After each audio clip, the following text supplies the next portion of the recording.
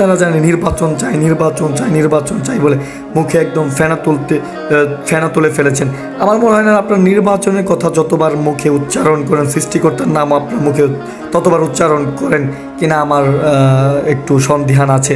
বা খাইতে গেলে নির্বাচন, ঘুমাইতে গেলে নির্বাচন, নাইতে গেলে নির্বাচন, হাঁটতে গেলে নির্বাচন, মুখতে গেলে নির্বাচন, অবভিয়াসলি এমন হয়ে গেছে, এতটা নিম্ন পর্যায়ে চলে গেছে। যদি জিজ্ঞেস করা হয় ভাই আপনি কেমন আছেন, বলে নির্বাচন দাও। ভাই ভাবি কেমন আছেন, নির্বাচন দাও। ভাই বাসার সবাই কেমন আছে, নির্বাচন দাও। ভাই দুপুরে খাওয়া দাওয়া করছেন, নির্বাচন দেন। কতটা নিম্ন পর্যায়ে চলে গেলে যে নির্বাচন দেন। অবভিয়াসলি আমি নির্বাচনের পক্ষে, কারণ একটা দেশের ভৌগোলিক বা কাঠামোগত স্থানীয়ভাবে উন্নয়ন করতে গেলে একটা নির্বাচিত সরকারের বিকল্প কিছুই নেই ভাই। আপনি যে যত গল্প দেন এটা কখনোই সম্ভব না, পসিবল না। একটা বিপ্লবী সরকার বা একজন গভর্নমেন্ট, একটা অন্তর্বর্তী সরকারের মেয়াদ থাকে, একটা নির্দিষ্ট একটু মেয়াদ থাকে। মেয়াদ কতদিন? সর্বোচ্চ 5 বছর সে ক্ষমতায় থাকতে পারবে, বা 2 বছর, সামটাইম এরকমই তো হবে। 2 বছর সর্বোচ্চ, বা 5 বছরই গেল টেনে টুনে। এদেশের মানুষ এখন এত বোকা নয়, মানুষ এতটা বোকা নয় যে তাদেরকে একটা ফ্রি টাইম স্পেস দিয়ে দেবে, লং টাইম দিয়ে দেবে যে আপনারা চালান, দেশ চালান, যত ইচ্ছা চালান।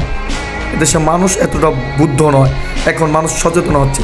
এখন আপনারা যারা শুধু নিজেরা নির্বাচনের জন্য কাউ করতেছেন যে নির্বাচন দাও নির্বাচন দাও, নির্বাচনের পক্ষে তো আমিও নির্বাচনের পক্ষে, দেশের সাধারণ জনগণের নির্বাচনের পক্ষে।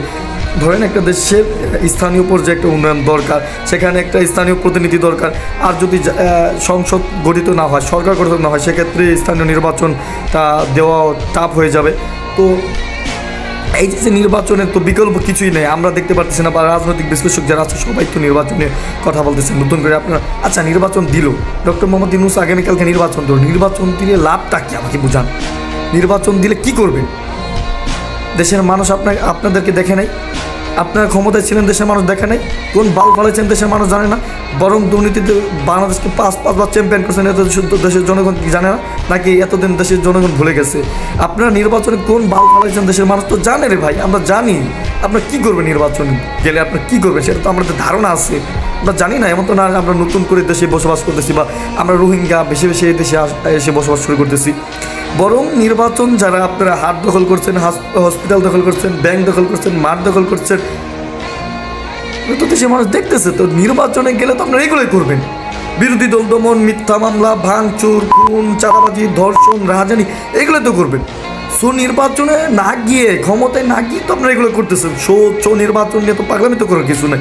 নির্বাচনে না গিয়ে, ক্ষমতায় না গিয়ে তো আপনারা হালুয়া রুটি ভোগ করতেছেন, আপনার সব ক্ষেত্রে বেনিফিট ভোগ করতেছেন।